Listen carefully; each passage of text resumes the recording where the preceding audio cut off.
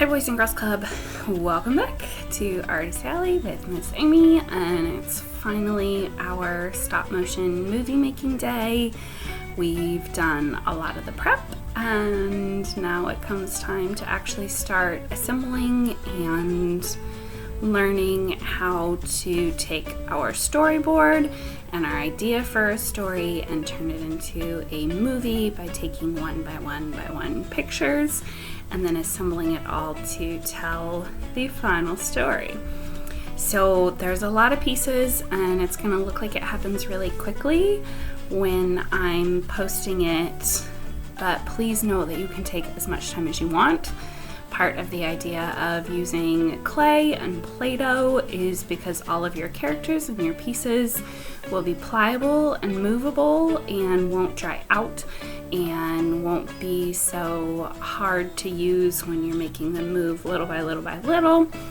So I assembled a lot of things from around my house and borrowed a couple things from the Boys and Girls Club, which hopefully you'll get to use very soon or be back and be able to make your own videos in the club. So bear with me as I talk through some of the steps with you and show you some of what I did to create our movie.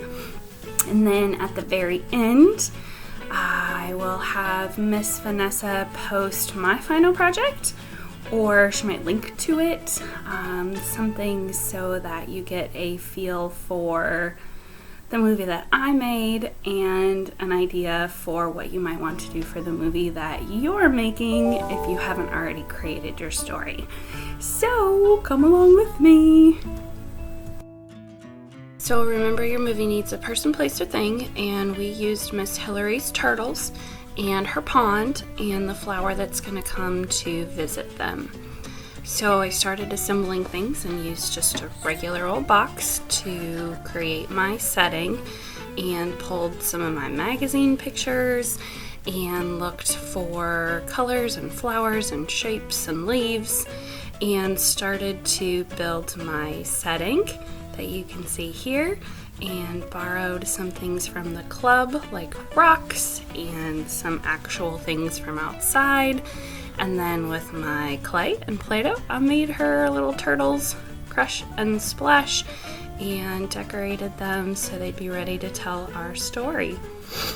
One of the things you want to make sure to do is set a specific location where your scene is going to live and where your camera is going to live. You might not be doing this all in one day, so making sure that you're able to get the same pictures from the same angle over and over.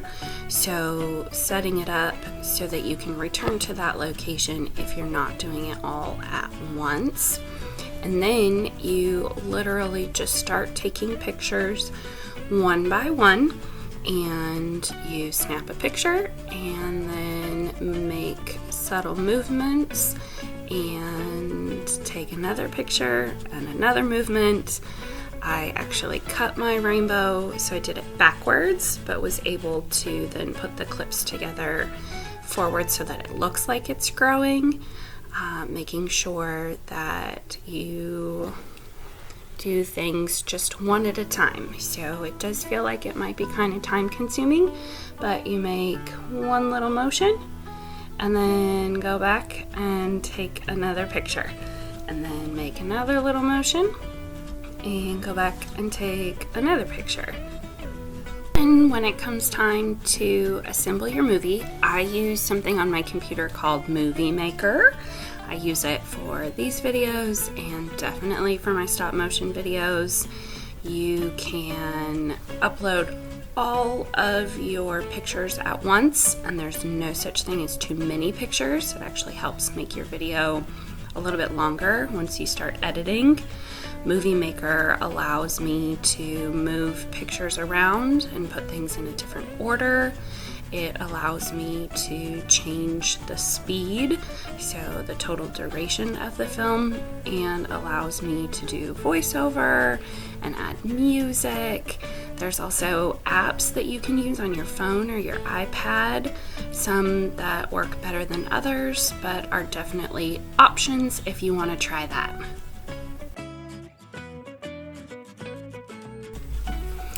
Okay, what do you think? Did it feel like something you can do? Because I know you can do it. I hope that it makes some sense and you've figured out a couple different ways to try and put your movie together using an app or using a camera like I did, and getting it all to meld together and tell a fun little story. Even if your hands ended up in there, sometimes that's fun and part of it too. I would really love to see any movies that you created, and I hope that you will link back to them for us. Please post things down below or use your own social media and our hashtags at home with BGCO and be great. And if you're feeling brave and really love what you've created, we'd love for you to put it on my future at BGCA and show all of the other club kids what you've created too. Really hoping to see you all soon, and at least next week, come on back. It's almost Mother's Day, so I'll be showing you a couple different projects that you can create to gift to your mom. See you then.